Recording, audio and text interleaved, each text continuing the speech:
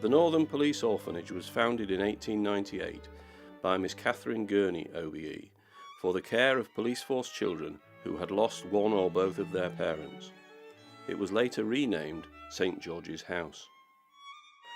The home supported 644 children between 1898, when the first child was welcomed, and its closure in 1956 due to the declining number of children in need. 2018 marks the final reunion of the St George's Old Boys and Girls.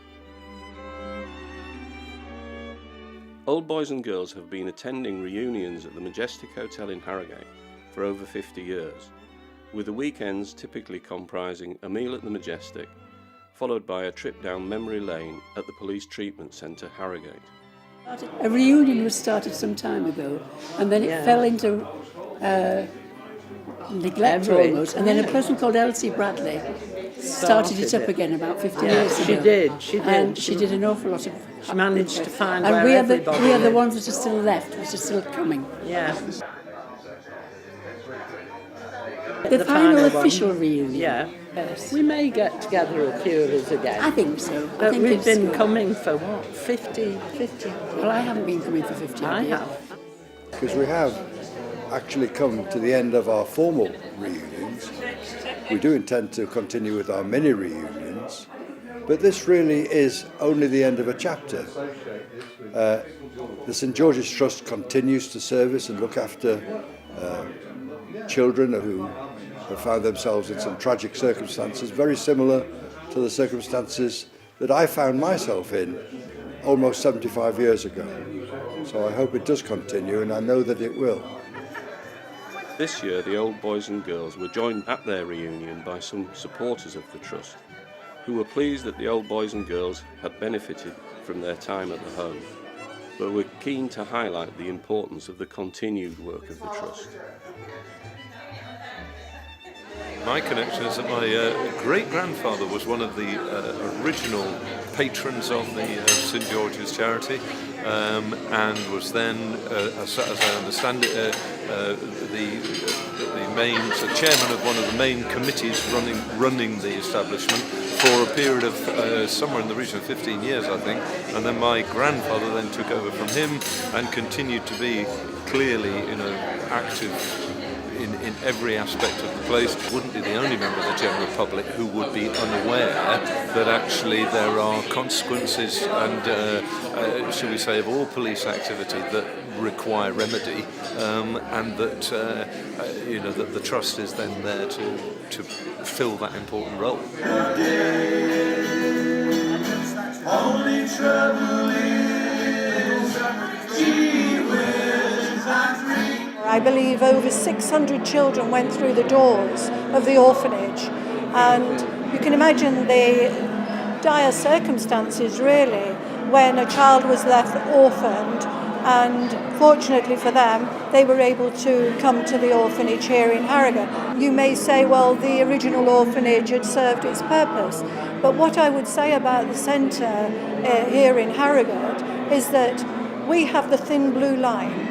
We have the officers who work daily on our behalf, keeping us safe. I'm Vice President of the Police Treatment Centres, and the St George's Trust is part of that. So it's a very great privilege for me to be here at the final reunion, 50 years of reunions, and this is the final one for the Trust.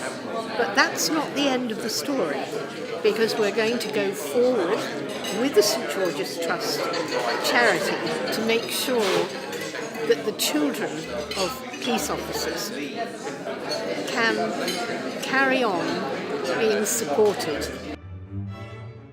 In 1955, the St George's Fund was set up to provide weekly allowances to police officers' children. The allowances were used to provide support, maintenance, education and advancement in life until a young person left full-time education. This was entirely funded by subscription from members of the police force.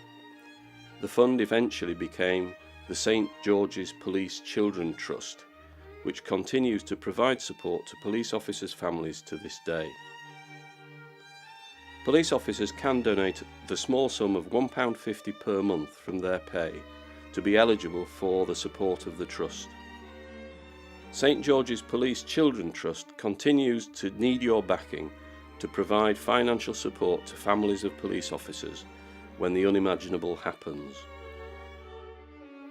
Currently, the Trust provides assistance to around 300 children and young people each year, making financial grants of approximately £500,000.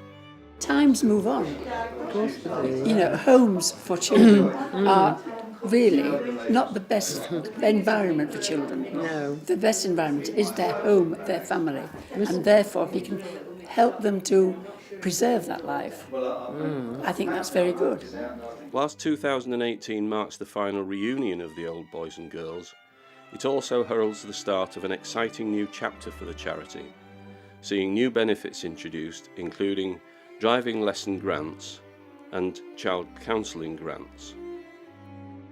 These new benefits are offered alongside the existing benefits, which include weekly support allowances, seasonal gifts, ex gratia grants, special needs grants, and the use of our Harrogate holiday home.